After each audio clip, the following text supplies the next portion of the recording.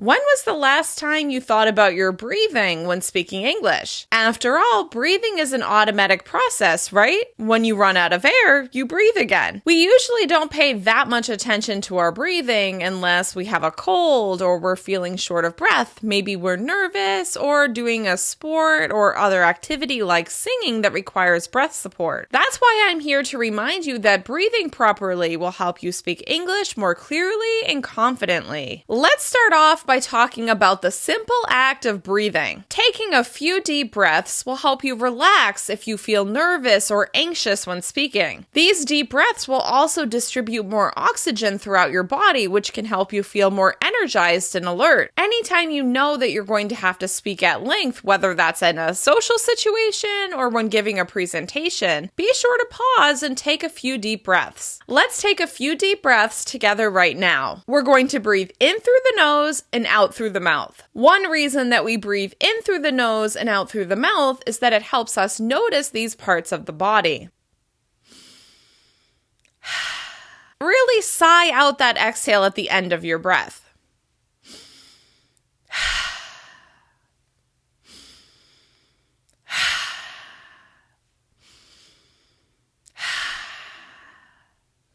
How are you feeling right now? Now let's think about using our breath to speak a little more powerfully. Take your hand and place it on your belly, just below your rib cage. As you breathe in, you should feel your belly expand. As you breathe out, you should feel your belly release and your hand should move back in. Let's try it a few more times.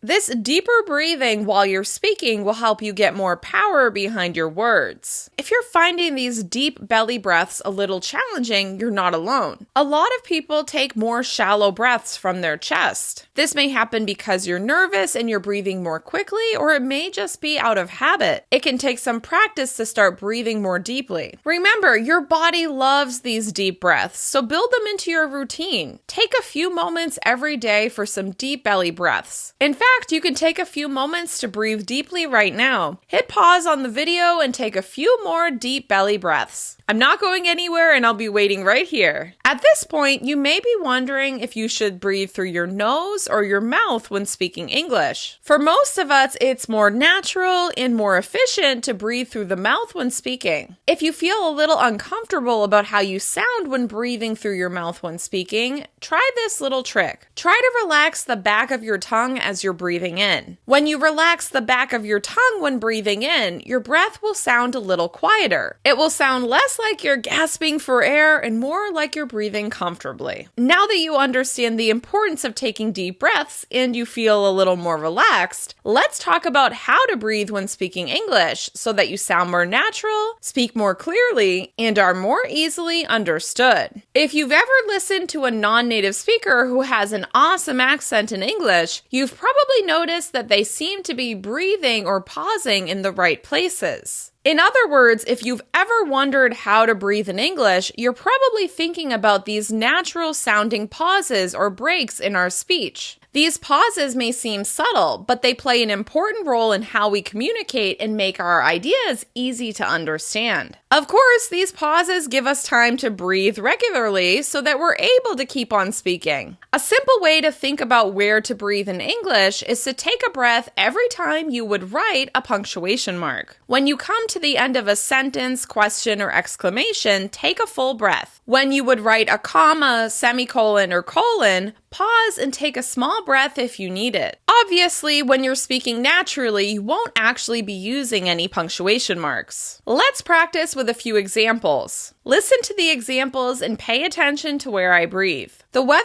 is beautiful today. Have you gone for a walk outside? This is the most wonderful time of year. I went to the park earlier and I enjoyed some sunshine. The weather has been great recently. I hope it stays that way. The best part of summer is this, the sunshine. Now it's your turn. Try it along with me. The weather is beautiful today. Have you gone for a walk outside? This is the most wonderful time of year. I went to the park earlier and I enjoyed the sunshine. The weather has been great recently. I hope it stays that way. The best part of summer is this, the sunshine.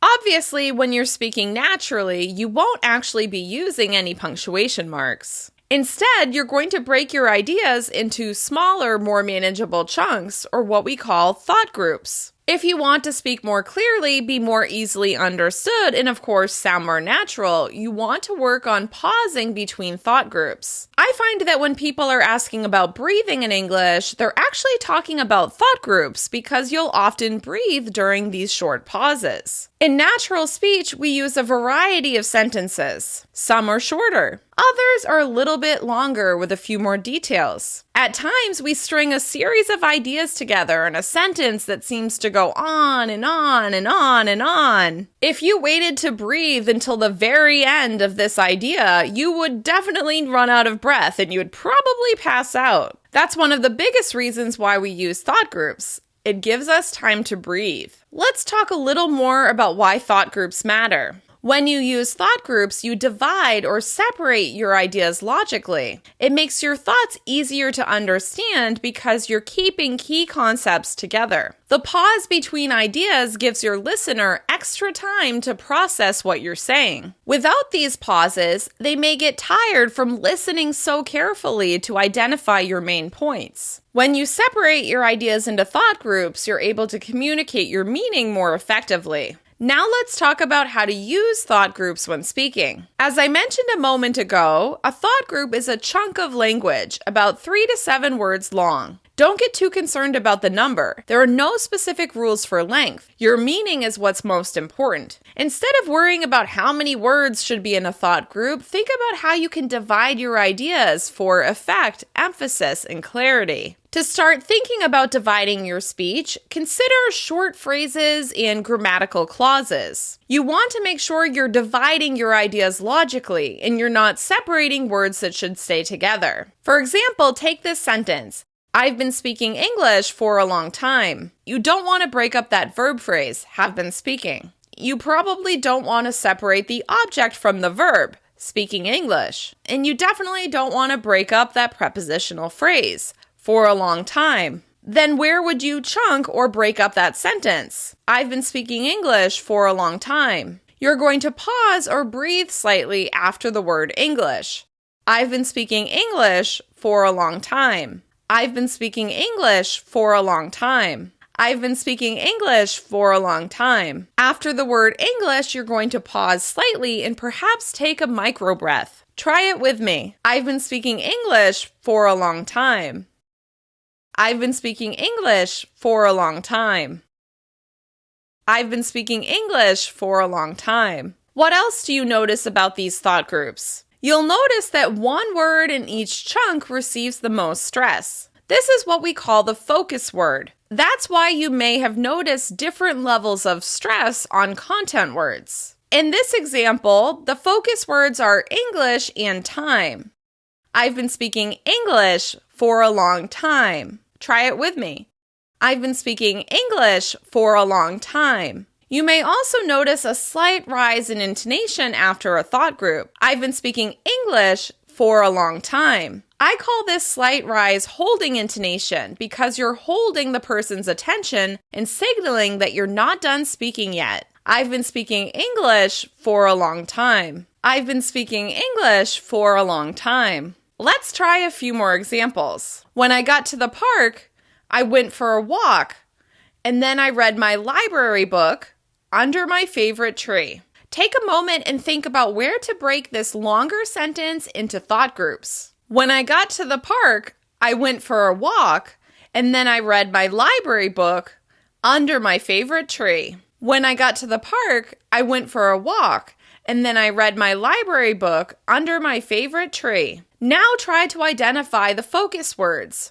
Which words in each thought group should be stressed? When I got to the park, I went for a walk, and then I read my library book under my favorite tree. In this example, the focus words are park, walk, library, and tree. When I got to the park, I went for a walk, and then I read my library book under my favorite tree. Now think about using a slight rise in intonation after each thought group. When I got to the park, I went for a walk, and then I read my library book under my favorite tree. Be sure to pause between each thought group. If you need to take a breath, this is your opportunity. Let's try another example. The last time I was here, we waited for a table for over an hour. Think about where to break this longer sentence into thought groups. Where can you pause logically between ideas? The last time I was here, we waited for a table for over an hour. The last time I was here, we waited for a table for over an hour. Now let's think about which words are the focus words of each chunk. The last time I was here, we waited for a table for over an hour. In this example, the focus words are here, table, and hour.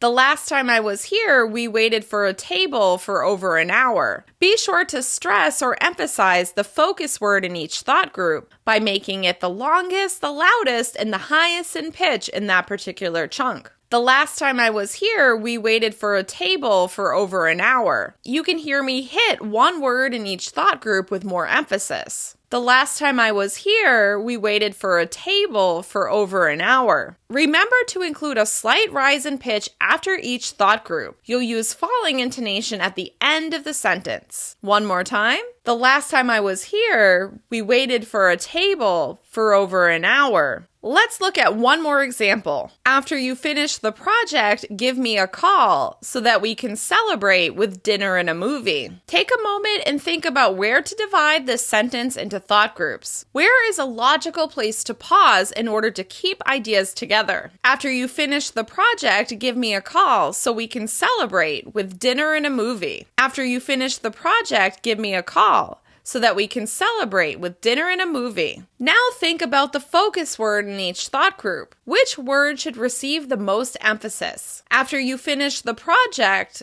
give me a call so we can celebrate with dinner and a movie. In this example, the focus words are project, call, celebrate, and movie. After you finish the project, give me a call so that we can celebrate with dinner and a movie. Once again, remember to include a slight rise in pitch after each thought group and then fall at the end. After you finish the project, give me a call so that we can celebrate with dinner and a movie. Now that we've practiced with these examples, are you starting to notice where you should pause in order to keep ideas together? Can you hear the word that receives the most stress and the slight rise in pitch that you often hear mid-sentence? As you get started working on thought groups on your own, focus on chunking your ideas in logical, comfortable places. Stress the most important content word in the chunk. Lift your pitch slightly to signal that there's more to come, pause, and perhaps take a little breath if you need it. Now you understand how pausing more regularly to breathe and separate your ideas into thought groups will improve your accent and, most importantly, help people understand you. As you continue to work on thought groups, you can experiment with pausing more frequently to emphasize key points, or to say certain words dramatically and with feeling. You can also rush through longer chunks without pausing in order to signal that these words don't matter as much. In addition to practicing thought groups with your own ideas, be sure to tune your ear to how other people use thought groups when speaking. Listen to other people speaking English, both native speakers and non-native speakers. Pay attention to where they pause and where they breathe. Notice how often they pause and whether or not it helps you understand their ideas. Do you notice their breathing? Does it help support these thought groups? Does it help you follow what they're saying? Now it's your turn to practice thought groups. In the comments, write down a longer sentence. Separate the ideas into thought groups using a slash. I'll let you know if those seem like good places to separate your ideas. For extra practice, try reading your sentence out loud a few times and let me know how it goes. Is it a little easier for you to use thought groups now that you understand them better? For more practice with stress and intonation, be sure to check out the playlist I've linked in the description below. Once again, I'm Kim from EnglishWithKim.com. I'm your guide to the essential communication skills you need to sound more natural in English. If you like this video, please give it a thumbs up and share it with a friend. Be sure to hit subscribe and click that bell so you don't miss any of my videos. Have a good one. Goodbye.